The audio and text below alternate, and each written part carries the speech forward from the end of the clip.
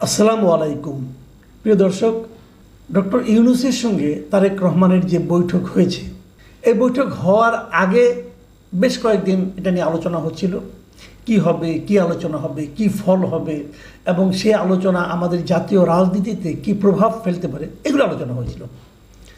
গতকাল শুক্রবার বৈঠক হয়ে গেছে, 1.5 ঘন্টার বৈঠক হয়েছে। বৈঠকের পর ডক্টর ইউনূস এবং তারেক রহমান দুজনেই তাদের ঘোষিত নির্বাচনের সম্ভাব্য তারিখ থেকে আপোস করেছেন। ডক্টর ইউনূস 2 মাস এগিয়ে এসেছেন, এপ্রিল থেকে ফেব্রুয়ারিতে, আর তারেক রহমান 2 মাস পিছিয়ে ডিসেম্বর থেকে ফেব্রুয়ারিতে গিয়েছেন। এটুকু যদি আপনি শুনেন, আপনার কাছে মনে হবে বাহ, ভালোই তো, উইন উইন সিচুয়েশন, দুপক্ষ জিতেছে, এটা হতে পারে। কিন্তু পক্ষ তো আরও কতগুলি আছে, আরও পক্ষ আছে না, আরও অনেকগুলি রাজনৈতিক দল আছে।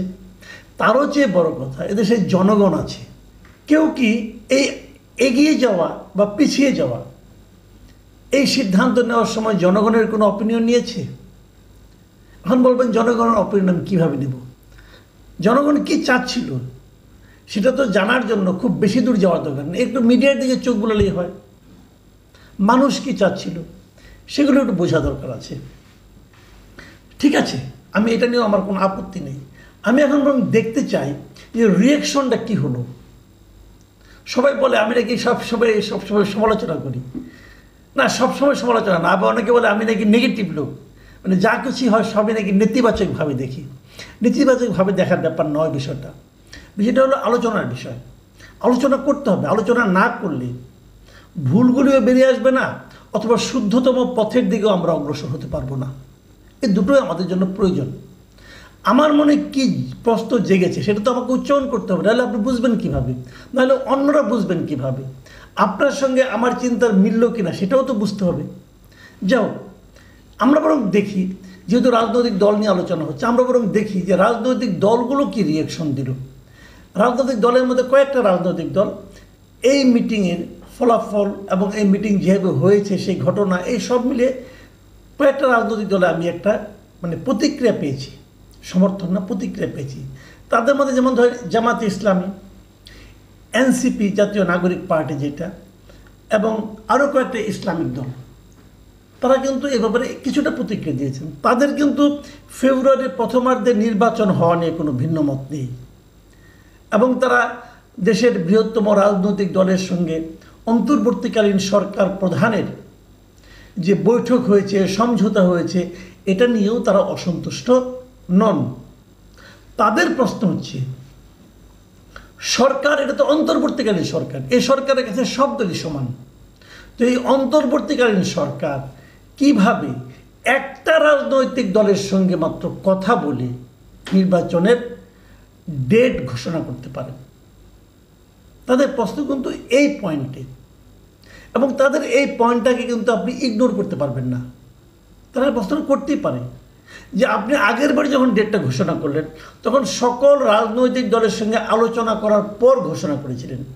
সে ঘোষণায় কেউ পছন্দ করেছে, কেউ করেনি, এবং সে ঘোষণায় ওই সময় যে রাজনৈতিক দলগুলো আপনার সঙ্গে মিটিং করেছিল, তাদের মধ্যে সংখ্যাগরিষ্ঠ দল প্রায় 80% দলের যে মতামত ছিল, সেই মতামতকে উপেক্ষা করে আপনি নিজের মতো একটা ডেট ঘোষণা করেছেন, এবং সেখানে বিএনপির মতামতকে আপনি উপেক্ষা করেছেন। আপনার মতামতটা আপনি কার সঙ্গে আলাপ করে করলেন, অথবা কোন দলের সমর্থনে করলেন, বোঝা গেল না। কিন্তু কিছু কিছু রাজনৈতিক দল তখন আপনাকে সমর্থনও দিয়েছে, জামাত দিয়েছে, এনসিপি দিয়েছে, এরা দিয়েছে। যারা তাকে এপ্রিলে সমর্থন দিয়েছিল ওই প্রক্রিয়ার কারণে, যে সবার সঙ্গে আলোচনার পর আপনি আপনার নিজস্ব বিবেচনায় আপনাকে তারিখ ঘোষণা করেছিলেন। কিন্তু এবার আপনি একটা মাত্র রাজনৈতিক দলের সঙ্গে আলোচনা করে আপনি ডেটটাকে 2 মাস এগিয়ে আনলেন, ডেটটাকে চেঞ্জ করলেন। এই যে প্রক্রিয়াটা, এই প্রক্রিয়াটার সমালোচনা এই দলগুলো করেছে। আমি কিন্তু এই দলগুলোর সমালোচনাকে উড়িয়ে দিচ্ছি না, আমি মনে করি এটা ভ্যালিড একটা ক্রিটিসিজম। সরকারকে বুঝতে হবে যে আপনি একটা যা কিছুই করবেন, একটা সিস্টেমের মধ্যে থেকে আপনাকে করতে হবে। আপনি তারেক রহমানের বক্তব্য শুনলেন, শুনে এসে দেশে বসে আপনি এই কাজটা করতে পারতেন, সবার সঙ্গে আবার আলোচনা করতেন, ওরা আবার দ্বিতীয়বার ঘোষণা করতে পারতেন। ওখানে বসেই যে ঘোষণাটা করলেন, এটা কেন? আমি মনে করি আর কেউ না বুঝে করেছেন, আমি তা মনে করি না। এখানে একটা রাজনীতি আছে বলে আমার ধারণা। এখন সেই ধারণাটা নিয়ে আমি আলোচনা করব। তার আগে আমি অন্য একটা আলোচনা করি। যে আলোচনা করব, এই আলোচনার মধ্যে ওই ধারণাটাও কিছুটা প্রকাশিত হবে। আপনাদের মনে আছে যৌথ বিবৃতি, মানে সরকার এবং বিএনপির যে বিবৃতি, একসঙ্গে বিবৃতি, যেটা আবার পড়ে শুনিয়েছেন মিস্টার খলিলুর রহমান, যার ব্যাপারে বিএনপি প্রকাশ্যে তাদের অবজারভেশন জানিয়েছিলেন। যে 3 জন উপদেষ্টাকে তারা পদত্যাগ করার দাবি জানিয়েছিলেন, মানে বের করে দেওয়ার দাবি জানিয়েছিলেন, তার মধ্যে খলিলুর রহমান একজন। আর তাকে দিয়েই এই অন্তর্বর্তীকালীন সরকার যৌথ বিবৃতিটা পড়িয়েছেন। কেবল পড়ার নেই, বিএনপির এখানে আরেকজন যে নেতা, সিনিয়র নেতা গিয়েছিলেন, আমির খসরু মাহমুদ চৌধুরী। আমির খসরু মাহমুদ চৌধুরীর সঙ্গে কিন্তু এই ডক্টর খলিলুর রহমান আলাদা একটা মিটিং বৈঠকও করেছেন।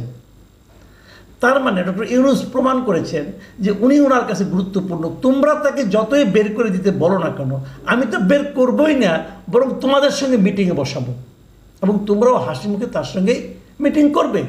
বিএনপি করেছে, আনন্দের সঙ্গে করেছে। এবং তারপর যখন তারা যৌথ বিবৃতি দিয়েছে, মানে একসঙ্গে যখন প্রেস কনফারেন্স করেছে, ওখানে সাংবাদিকরাও ছিলেন, সেখানেও কিন্তু সেই যৌথ বিবৃতিটা পড়ে শুনিয়েছেন এই খলিলুর রহমান। উনি পড়ে শুনেছেন। এই বিবৃতি কে ড্রাফট করেছে এটা আমি জানি না, তবে ড্রাফটার মধ্যে যে একটা চাতুর্য আছে সেটা আমি কালকে কিছুটা বলেছি, আবার বলি। এই যৌথ বিবৃতিতে আসলে ইস্যু এসেছে কয়টা বলেন তো? কয়টা ইস্যু? একটা ইস্যু এসেছে যে তারেক রহমানই যে পয়েন্ট এসেছে, ভালোভাবে খেয়াল করবেন, যে এই যে রমজানের আগে নির্বাচন করার যে প্রস্তাবটা কে দিয়েছে? তারেক রহমান দিয়েছে। এবং তারেক রহমান দেওয়ার সময় এটাও বলেছে যে এই প্রস্তাবে তার মা, মানে দলের চেয়ারপারসন খালেদা জিয়াও এইটাই চান। উনি এবং ওনার মা চান এটা, মানে ওনার দলের শীর্ষ 2 জন লিডার এটা চান। মানে প্রস্তাবটা তারেক রহমানের কাছ থেকে এসেছে। তারেক রহমানকে উনি আগে রিকোয়েস্ট করেছেন কি করেন না এটা আমি জানতে পারবো না, আপনিও জানেন না, কারণ আগে সব তো জানি, যতটুকু লেখা আছে অতটুকু আমি বলছি। খলিলুর রহমানের পড়া আছে, বিবৃতিতে বলা হয়েছে তারেক রহমানই বলেছেন। মানে ডিসেম্বর থেকে সরে ফেব্রুয়ারিতে তারেক রহমান প্রথম এসেছেন। আসার পর তাতে কি ডক্টর ইউনূস রাজি হয়েছেন? সেটা কোথাও বলা হয়নি রাজি হয়েছেন কিনা। উনি কি বলেছেন যে যদি সব প্রস্তুতি সম্পন্ন করা যায় তাহলে রমজানের আগের সপ্তাহেও নির্বাচন আয়োজন করা যেতে পারে। সব প্রস্তুতি সম্পন্ন করার দায়িত্ব কার? তারেক রহমানের না, আপনার আমার না, কার? সরকারের। এখন সরকার যদি সব সম্পন্ন করতে না পারে প্রস্তুতি, তাহলে হবে না। ক্লিয়ার করে কিন্তু বলেননি। অনেকে দেখলাম লাফাচ্ছে যে 19শে ফেব্রুয়ারি রোজা হবে, তার যদি আগের সপ্তাহে হয় তাহলে সাধারণত নির্বাচন হয় আমাদের এখানে বৃহস্পতিবার, তাহলে বৃহস্পতিবার হলে 12ই ফেব্রুয়ারি হয়। ডেটও দিয়ে দিচ্ছে অনেক পত্রিকা দেখলাম যে 12ই ফেব্রুয়ারি নির্বাচন। ডক্টর ইউনূস কি একবারও বলেছেন রমজানের আগের সপ্তাহে নির্বাচন হবেন? না, উনি সেটা বলেননি। উনি বলেছেন হতে পারে। কিভাবে হতে পারে? যদি সব প্রস্তুতি সম্পন্ন করা যায়। আবার কি বলছেন যে এক্ষেত্রে সেই সময়ের মধ্যে সংস্কার ও বিচারের পর্যাপ্ত অগ্রগতি অর্জন করা প্রয়োজন হবে।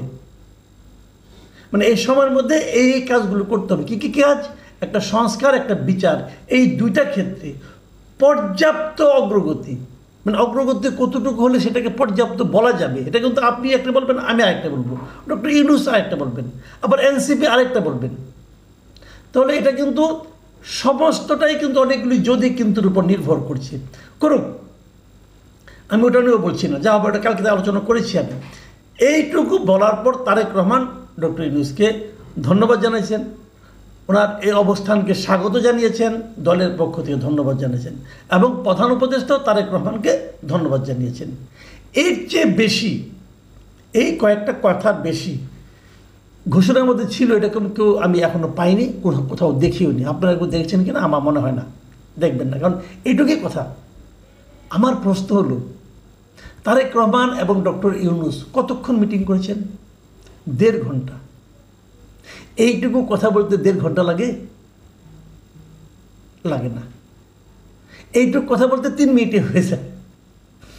তো বাকি সময় কি আলাপ করেছেন? সেই আলাপগুলো হলো ইম্পর্টেন্ট, খুবই গুরুত্বপূর্ণ। সেই আলাপগুলো আমার দেশের অন্তর্বর্তীকালীন সরকারের প্রধান, আমার দেশের একটা রাজনৈতিক দলের প্রধান একসঙ্গে মিটিং করেছেন 1.5 ঘন্টা। আমরা জেনেছি মাত্র 3-4টা বিষয়, তাও সবগুলি নির্বাচন বিষয়ক বিষয়।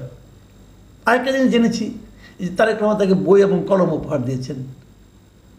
বাকি সময় ওনারা কি আলাপ করেছেন, কি নিয়ে কথা বলেছেন, সেটা কি জানার প্রয়োজন নাই? ডক্টর ইউনূস গত 10 মাসে কী কী কাজ করেছেন, সেই কাজগুলো সম্পর্কে বিএনপির যে মূল্যায়ন, সেগুলিকে তারেক রহমান ওনার সঙ্গে শেয়ার করেন নাই? করা কি উচিত নয়? বিএনপি যে ইস্যুতে, যেমন আপনার ওই করিডোর বলে, মানবিক করিডোর বলেন, মানবিক প্যানেল বলেন, কী কী নাম, নতুন নতুন নাম দিচ্ছে, সেই আরাকান রাজ্যে দেওয়ার যে প্যানেল অথবা করিডোর যাই বলেন, সেটার ক্ষেত্রে বিএনপি যে প্রতিবাদ করেছিল, সেটা বিএনপির দলীয় প্রধান হিসেবে উনি কি জিজ্ঞাসা করতে চেয়েছিলেন এটা আপনি কেন দিয়েছেন অথবা কেন দিতে চাচ্ছিলেন?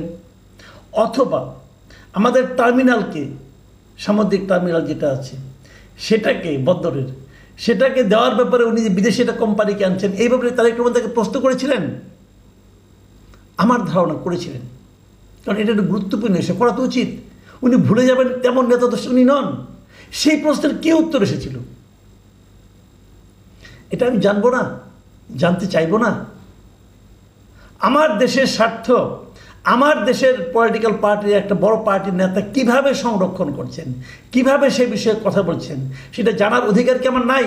আমি জানতে চাইতে পারি না? কেন এটা আমার কাছে আপনি গোপন রাখবেন? আমি জানতে চাই ডক্টর ইউনূস কী বলেছিলেন, তারেক রহমান কী বলেছিলেন। আমি জানতে চাই কোন কথার কী উত্তর হয়েছিল, অথবা ওই বিষয়গুলোতে কী আলোচনা হয়েছিল। অন্য কোনো বিষয়ে আলোচনা হয়নি, কেবল নির্বাচন নিয়ে আলোচনা হয়েছিল। কেবল নির্বাচন নিয়ে আলোচনা হলে 1.5 ঘন্টা ধরে এই একই আলাপ করেছেন ওনারা। কিভাবে? প্রথম প্রস্তাবটা কে দিলেন? এইগুলি কিন্তু আমার মনে হয় এই দেশের মানুষকে জানাতে হবে। যদি আপনারা না জানান, নাও জানাতে পারেন, আপনাদের ইচ্ছা। যদি আপনি না জানান, তাহলে মানুষ নানা ধরনের নানা কিছু কল্পনা করবে, নানা কিছু সন্দেহ করবে, নানা কিছু লেনদেনের কথা উচ্চারণ করবে। সেগুলো শুনতে ভালো লাগবে? উচ্চারিত কিন্তু হতে শুরু করেছে, অলরেডি শুরু হয়েছে উচ্চারণ, অলরেডি হয়েছে। কি কি লেনদেন হলো, কি কি আপোষ রফা হলো, এগুলো আলোচনা হচ্ছে। যেখানে অন্ধকার, যেখানে অস্বচ্ছতা, সেখানেই কিন্তু ভূতের ভয়, বলে না? দেখবেন ভূত কিন্তু দিনের বেলা আসে না, রাতের অন্ধকারে আসে। কেন আসে? যেখানে অস্বচ্ছতা, সেখানেই কিন্তু মানুষের সন্দেহ বাড়ে। সন্দেহ বড় মারাত্মক। আমি তারেক রহমান সাহেবকে বলবো, আমি এটা নিয়ে আমি ইউনূস সাহেবকে বলতে চাই না, কারণ উনি তো 2 দিন পরে চলেই যাবেন।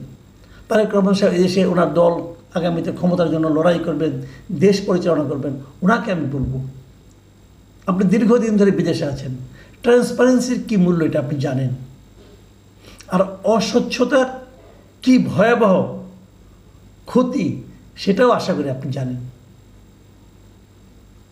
সেভাবেই বিষয়গুলো জনগণের সামনে পরিষ্কার করুন, এটাই আমাদের আপনাদের কাছে প্রত্যাশা। প্রিয় দর্শক, এখন এ পর্যন্তই। আল্লাহ হাফেজ।